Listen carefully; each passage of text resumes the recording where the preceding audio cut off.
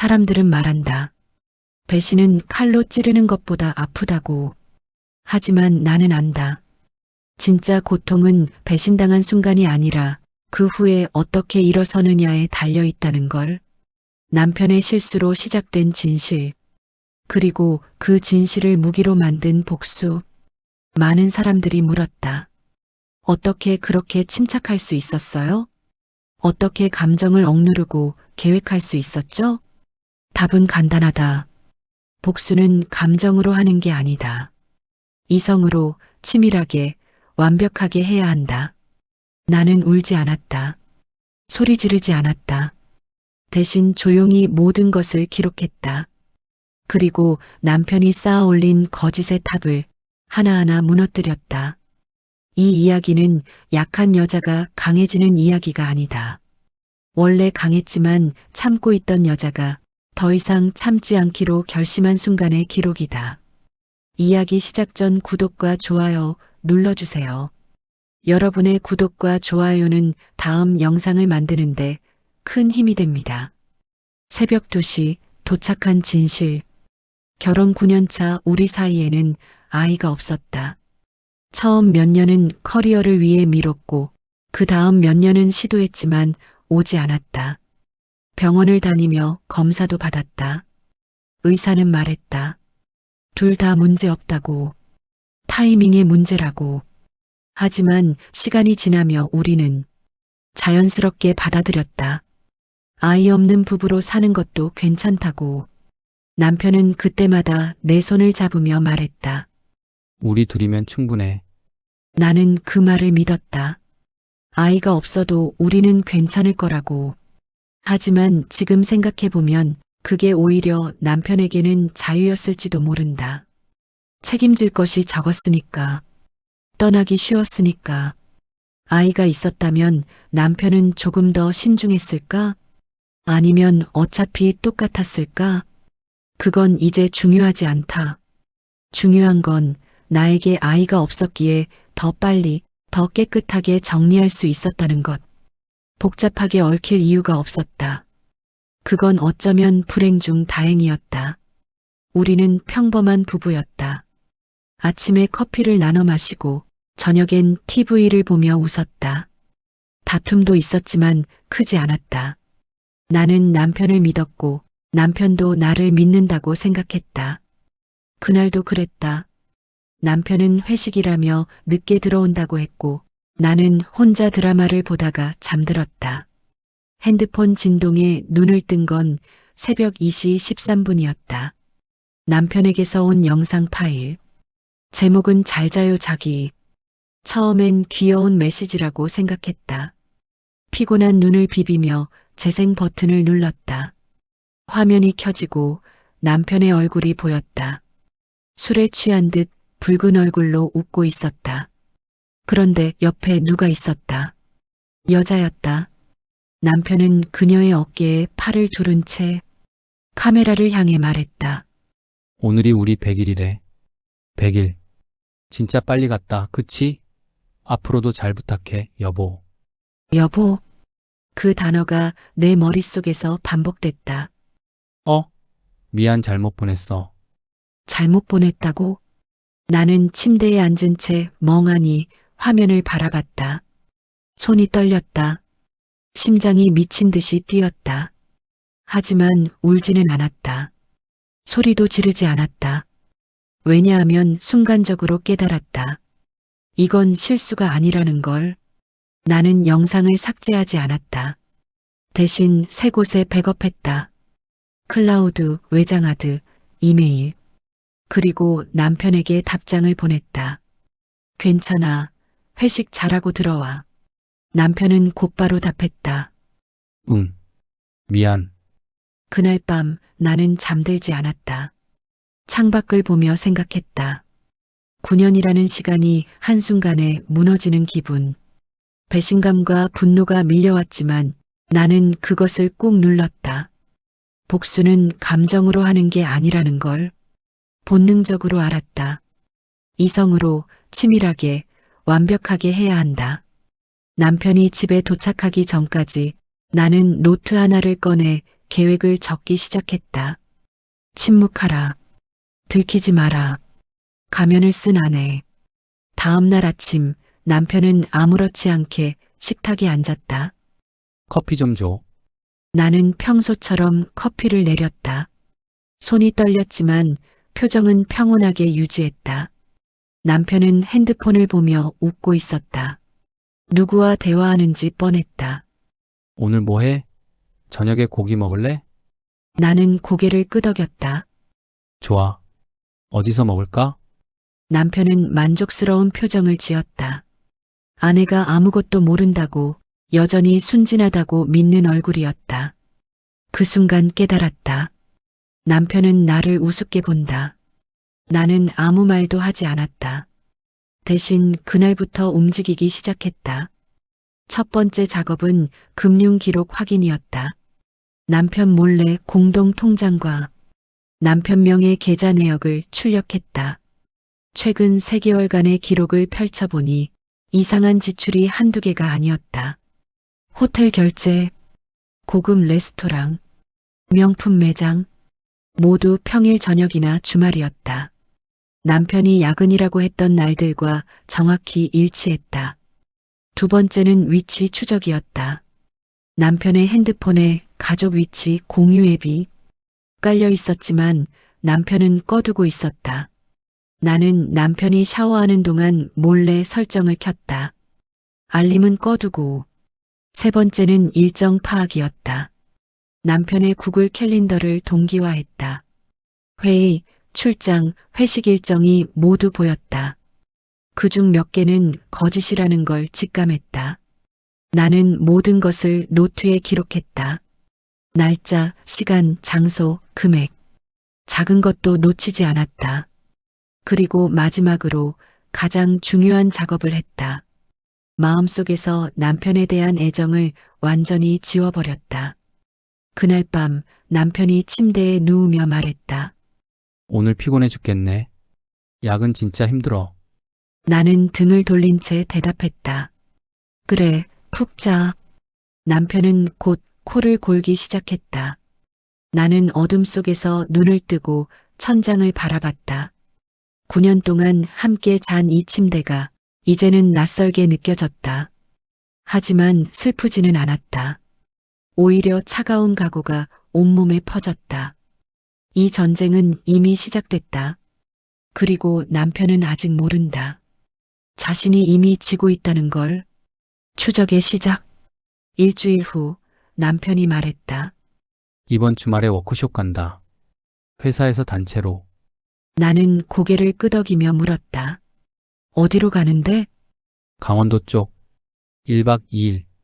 남편은 자연스럽게 거짓말을 했다. 하지만 나는 이미 알고 있었다. 회사 홈페이지에는 워크숍 일정이 없었고 남편의 캘린더에도 아무것도 없었다. 남편이 출발한 토요일 아침 나는 집을 나섰다. 목적지는 남편의 위치 추적 앱이 가리키는 곳. 강원도가 아니라 서울 시내의 한 호텔이었다. 호텔 로비에 도착했을 때 나는 선글라스와 모자로 얼굴을 가렸다. 멀리서 입구를 지켜보며 기다렸다. 1시간쯤 지났을까? 남편이 나타났다. 그리고 그 옆에는 여자가 있었다. 처음으로 그녀의 얼굴을 직접 봤다. 예상과 달랐다. 젊고 화려한 여자가 아니었다. 오히려 차분하고 세련된 인상이었다. 정장을 입은 그녀는 남편의 팔을 자연스럽게 끼며 웃고 있었다. 두 사람은 호텔 안으로 들어갔다. 나는 로비 카페에 앉아 그들이 체크인하는 모습을 지켜봤다. 남편은 프런트에서 카드를 꺼냈고 여자는 옆에서 핸드폰을 보고 있었다. 체크인이 끝나자 두 사람은 엘리베이터에 올랐다. 나는 그 장면을 핸드폰으로 조용히 촬영했다. 그 후 나는 프런트 직원에게 다가갔다. 죄송한데요. 제 남편이 방금 체크인했는데 몇 호인지 깜빡했어요. 직원은 난처한 표정을 지었다. 본인 확인이 안 되면 알려드리기 어려운데요. 나는 가방에서 신분증을 꺼냈다. 결혼한 부부예요. 남편 이름은 김준혁이에요. 직원은 잠시 고민하다가 컴퓨터를 확인했다. 1207호입니다. 나는 고맙다는 인사를 하고 로비를 나섰다. 그날 저녁 나는 호텔 근처 카페에서 기다렸다. 두 사람이 나올 때까지. 해가 지고 어두워질 무렵 남편과 그 여자가 호텔에서 나왔다. 여자가 남편에게 말하는 소리가 들렸다. 다음 주 목요일에 또 보자. 그때 승진 건 확정이야. 남편이 웃으며 대답했다. 고마워, 선배. 덕분에 잘 풀릴 것 같아. 선배, 나는 귀를 의심했다. 그 여자는 남편보다 나이가 많았고 회사 선배였다. 그리고 그들의 관계는 단순한 불륜이 아니었다. 거래였다. 몸으로 승진을. 그 순간 모든 게 명확해졌다. 남편은 사랑 때문에 바람을 피운 게 아니었다. 야망 때문이었다. 그리고 그 여자는 권력으로 남편을 이용하고 있었다. 나는 차가운 웃음을 지었다. 이제 알았다. 이 두 사람을 어떻게 무너뜨릴지. 증거의 완성. 다음 날 나는 변호사 사무실을 찾았다. 중년의 여성 변호사가 나를 맞았다. 그녀의 이름은 정미선, 이혼 전문 변호사로 유명했다. 어떤 일로 오셨어요? 나는 가방에서 USB를 꺼내 책상 위에 놓았다. 남편의 외도 증거입니다. 정 변호사는 USB를 컴퓨터에 연결했다. 영상이 재생됐다. 남편이 상간녀와 함께 찍은 그 영상, 그리고 호텔 로비 사진들, 위치 추적 기록, 카드 사용 내역까지. 정 변호사는 자료를 꼼꼼히 살펴보더니 고개를 끄덕였다. 증거로는 충분합니다. 하지만 더 확실하게 하려면 몇 가지가 더 필요해요. 뭐가 필요한가요? 호텔 CCTV 영상, 통화 녹음, 그리고 남편의 재산 이동 내역이요. 나는 노트를 펼쳤다. 재산 이동은 어떻게 확인하나요? 남편이 최근 계좌를 옮기거나 현금을 인출하거나 부동산을 알아보거나 하는 움직임이 있으면 바로 의심해야 해요. 외도하는 사람들은 대부분 이혼을 대비해서 재산을 빼돌리거든요. 나는 고개를 끄덕였다. 그날부터 나는 더욱 치밀하게 움직였다. 먼저 호텔 CCTV 영상을 확보하기 위해 다시 그 호텔을 찾았다. 하지만 호텔 측은 개인정보 보호를 이유로 거절했다. 나는 변호사를 통해 법원에 영상 제출 명령 신청을 준비했다. 두 번째로 통화 녹음이었다. 남편과 상간녀가 통화하는 순간을 잡아야 했다. 나는 남편의 핸드폰에 원격 모니터링 앱을 몰래 설치하려 했지만 법적으로 문제가 될 수 있다는 변호사의 조언에 포기했다. 대신 집안에 녹음기를 숨겼다.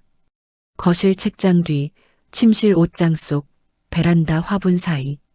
남편이 통화할 만한 곳마다 작은 녹음기를 두었다. 그리고 기다렸다. 며칠 후 남편이 베란다에서 통화하는 소리가 들렸다. 응, 나도 보고 싶어. 다음 주에 보자. 아, 그거 걱정 마. 아내 모르게 처리할게.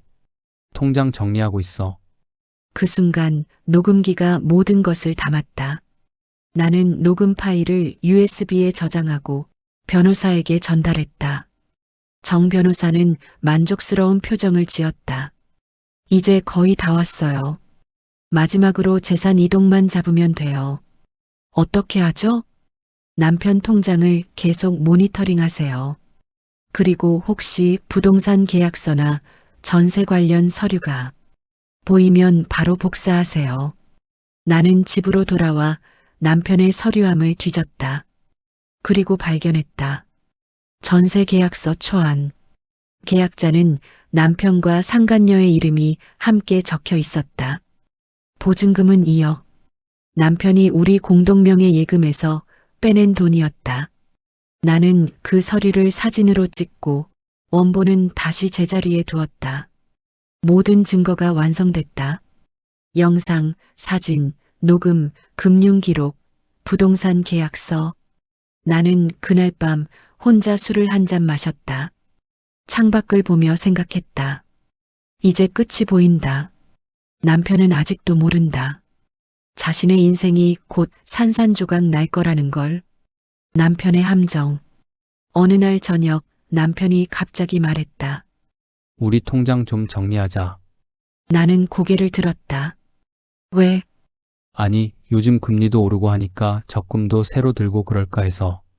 남편은 자연스럽게 말했지만 나는 알았다. 이건 누군가의 조언이었다. 아마도 상간녀가 시킨 것이겠지.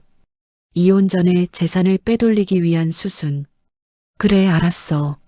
나는 순순히 동의했다. 남편은 안도하는 표정을 지었다. 계획대로 흘러간다고 믿는 얼굴이었다. 하지만 나는 이미 다음 수를 준비하고 있었다. 그날 밤 남편이 잠든 후 나는 변호사에게 긴급 연락을 했다. 남편이 재산을 이동하려고 해요. 예상했던 대로네요. 지금 당장 재산 보전 신청을 해야 해요. 그게 뭔가요? 법원에 남편의 재산 처분을 막는 명령을 신청하는 거예요. 이혼 소송 전에 재산을 빼돌리는 걸 막을 수 있어요. 나는 바로 서류를 준비했다. 다음 날 변호사와 함께 법원을 찾았다. 재산 보전 신청서를 제출하고 남편의 금융계좌와 부동산에 대한 가압류를 신청했다. 법원은 일주일 후 가압류 결정을 내렸다. 남편 명의의 모든 계좌가 동결됐다. 그날 저녁 남편은 당황한 얼굴로 집에 들어왔다. 야, 이거 뭐야? 내 통장이 왜 막혔어? 나는 평온하게 대답했다. 무슨 일인데? 은행에서 연락 왔는데 법원 명령으로 계좌가 동결됐대. 너 뭐 한 거 있어?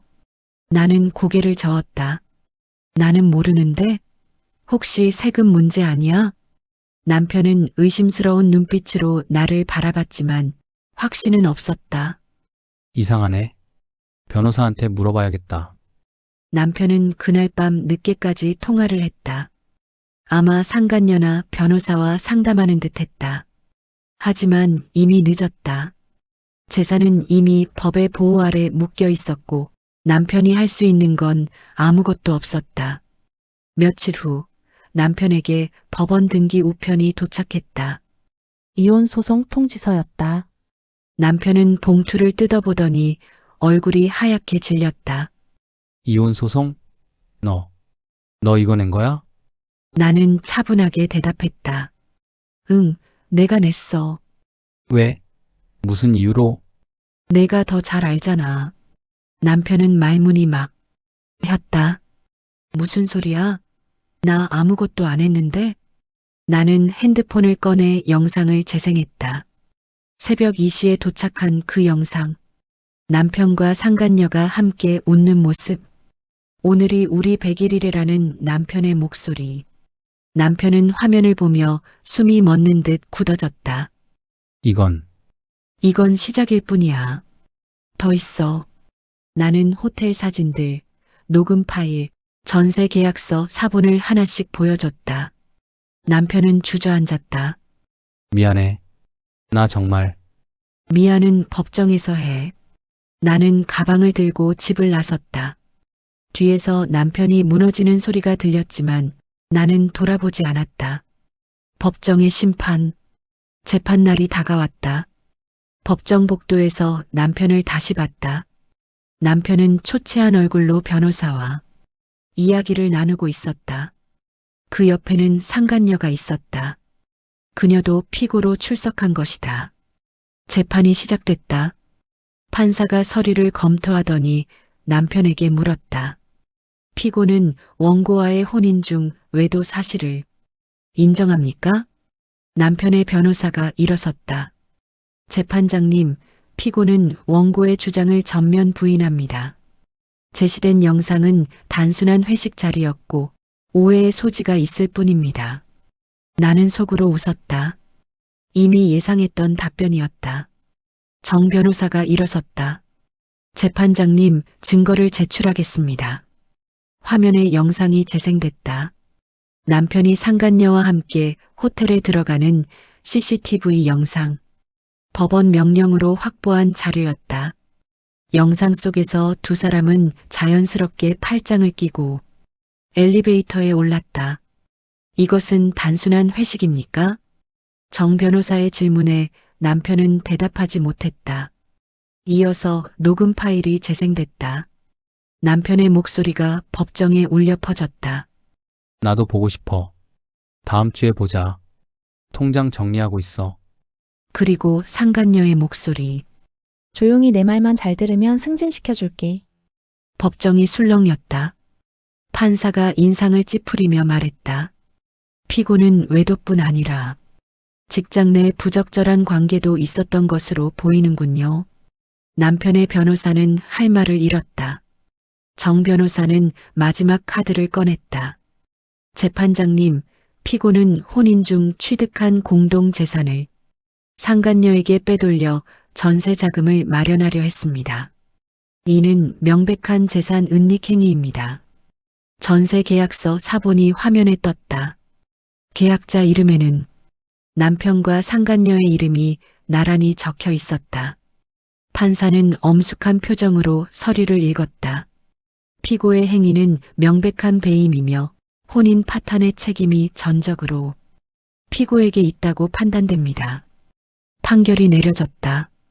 위자료 1억 5천만 원, 재산 분할 65%, 상간녀에 대한 손해배상 청구 인용. 남편은 고개를 떨구었다. 상간녀는 창백한 얼굴로 법정을 나갔다. 나는 그 모습을 지켜보며 깊이 숨을 들이쉬었다. 드디어 끝났다. 무너진 제국. 판결 후 한 달이 지났다. 남편의 인생은 완전히 무너졌다. 회사에서 징계위원회가 열렸다. 직장 내 부적절한 관계와 성희롱 의혹으로 남편은 해고됐다. 상간녀도 마찬가지였다. 팀장 자리는커녕 회사에서 쫓겨났다. 두 사람의 관계도 파탄났다. 남편은 상간녀에게 책임을 물었고 상간녀는 남편이 먼저 접근했다고 주장했다. 서로를 비난하며 연락을 끊었다. 남편은 나에게 여러 번 연락을 시도했다. 우리 다시 시작할 수 없을까? 내가 정말 잘못했어. 나는 단 한 번도 답장하지 않았다. 어느 날 남편이 내가 일하는 회사 앞에 나타났다. 제발 한 번만 만나줘. 얘기 좀 하자. 나는 차갑게 말했다. 할 얘기 없어. 변호사 통해서 연락해. 나 지금 정말 힘들어. 일자리도 없고 사람들 눈총도 받고. 그건 지훈 씨가 선택한 결과야. 남편은 울먹였다. 미안해, 정말 미안해. 내가 미쳤었어. 미안하다고 달라지는 건 없어. 지훈 씨하고는 이미 끝났어. 나는 돌아서서 걸어갔다. 뒤에서 남편이 무너지는 소리가 들렸지만 나는 단 한 번도 뒤를 돌아보지 않았다. 며칠 후 남편의 어머니에게서 전화가 왔다. 미연아, 너무하는 거 아니니? 그래도 부부인데. 나는 조용히 대답했다. 어머니, 죄송하지만 저도 피해자예요. 배신당한 사람은 저고 재산 빼돌린 것도 지훈 씨예요. 그래도 용서라는 게 있잖니? 용서는 잘못을 인정하는 사람에게 하는 거예요. 지훈 씨는 끝까지 거짓말했어요. 나는 전화를 끊었다. 그 후로 남편 가족에게서 연락이 오지 않았다. 남편은 결국 작은 원룸으로 이사했다. SNS에서 우연히 본 남편의 근황은 초라했다. 한때 잘 나가던 모습은 온데간데 없었다. 상간녀는 다른 회사로 이직했지만 소문이 퍼져 얼마 못 가 다시 퇴사했다고 들었다. 두 사람 모두 자신들이 쌓아 올린 탑이 무너지는 걸 목격했다. 그리고 나는 그 잔해 위에서 새로운 인생을 시작할 준비를 했다. 여자의 부활. 이혼이 확정된 지 6개월이 지났다. 나는 위자료와 재산 분할금으로 작은 카페를 열었다. 햇살이 잘 드는 골목 모퉁이에 자리한 2층짜리 건물. 1층은 카페, 2층은 작은 갤러리 공간으로 꾸몄다. 인테리어는 심플하게 하지만 따뜻한 느낌이 나도록 했다. 오픈 첫날 친구들이 찾아왔다. 진짜 예쁘다. 내가 이런 걸 할 줄은 몰랐어. 나는 웃으며 커피를 내렸다. 나도 몰랐어. 하지만 하고 싶었던 거였거든. 결혼 생활 동안 나는 내 꿈을 접어뒀다. 남편의 커리어를 위해, 가정을 위해 나는 늘 뒤에 있었다. 하지만 이제는 달랐다. 카페는 입소문을 타고 손님이 늘기 시작했다. 조용하고 편안한 분위기 때문에 단골이 많이 생겼다. 어느 날 한 남자 손님이 말을 걸었다. 사장님, 여기 커피 정말 맛있네요. 자주 올게요. 나는 미소 지으며 고맙다고 답했다. 그는 근처 건축사무소를 운영하는 사람이었다. 이후로 자주 카페를 찾았고 우리는 자연스럽게 친해졌다. 사장님은 왜 카페를 시작하게 됐어요? 새로운 시작이 필요했어요. 이혼하셨나 봐요? 나는 조금 놀랐지만 숨기지 않았다. 네, 맞아요. 힘드셨겠어요? 처음엔 그랬죠. 하지만 지금은 오히려 자유로워요. 그는 고개를 끄덕였다. 저도 비슷한 경험이 있어요. 다시 일어서는 게 쉽지 않은데 대단하세요. 우리는 그렇게 조금씩 가까워졌다. 어느 날 저녁 카페를 닫고 정리하는 중 문 앞에서 누군가 서 있는 게 보였다. 남편이었다. 그는 유리문 너머로 안을 들여다보고 있었다. 초라한 옷차림에 수척해진 얼굴. 나는 그를 보며 잠시 멈췄다. 한때 사랑했던 사람. 하지만 이제는 낯선 사람. 남편은 내 눈과 마주쳤다. 그의 눈에는 후회와 그리움이 가득했다. 나는 천천히 고개를 돌렸다. 그리고 불을 끄고 뒷문으로 나갔다. 남편은 그 자리에 한동안 서 있다가 결국 돌아섰다. 집으로 가는 길, 나는 하늘을 올려다봤다. 별이 빛나고 있었다. 9년이라는 시간이 무너지는 건 순식간이었지만 다시 일어서는 데는 용기가 필요했다. 하지만 나는 해냈다. 배신당한 아내에서 스스로 일어선 여자로, 누군가의 그늘이 아닌 나 자신의 빛으로. 카페 문 앞에 걸린 간판에는 이렇게 적혀 있었다. 리스타트 커페이 마이너스 다시 시작. 이건 단순한 가게 이름이 아니었다. 내 인생의 선언이었다. 1년 후, 카페는 성공적으로 자리를 잡았다. 건축가 남자와는 연인 사이가 됐다. 그는 내 과거를 알고 있었고 존중해줬다. 무엇보다 나를 있는 그대로 사랑해줬다. 어느 날 SNS에서 남편의 소식을 들었다. 상간녀가 아닌 다른 여자 결혼했다는. 나는 그 소식을 보며 아무 감정도 느끼지 않았다. 분노도 슬픔도 후회도 그저 그렇구나 하는 담담한 뿐. 그 순간 깨달았다. 나는 완전히 자유로워져. 다시 시작하고 있다는 걸 증명하고 있다는 것을.